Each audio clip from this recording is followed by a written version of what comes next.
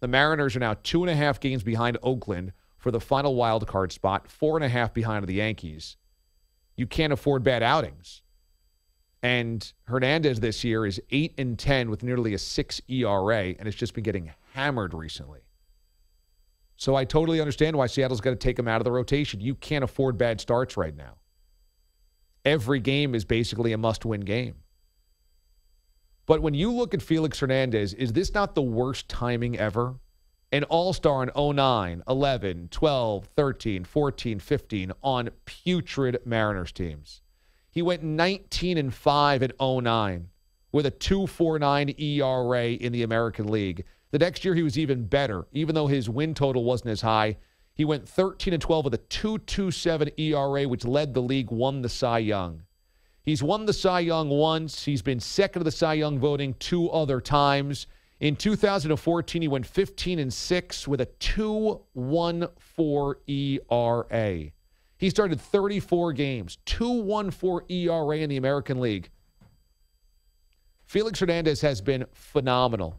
Between 07 and 2015, he was one of the best pitchers in all of baseball, and yet every single year, that team stunk, and it was nowhere near the playoffs. And it is just such a sin right now. This happens in sports, but I feel terrible for these types of guys. The Ernie Bankses of the world, the Mattingleys of the world, the Barry Sanders of the world that are Hall of Fame or great players, and yet they are stuck on franchises that are never good while they're on the team and just get good when they leave. Now, that didn't happen to Barry Sanders of the Lions. They were never good after he left.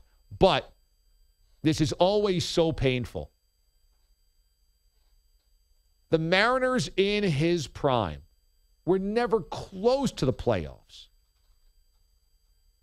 If you took those years between 2008 and 2015, the Mariners lost 101 games twice, 95 games, 91 games, 93 games, 99 games. The last couple of years, they've been around 500 or slightly better 2 years ago.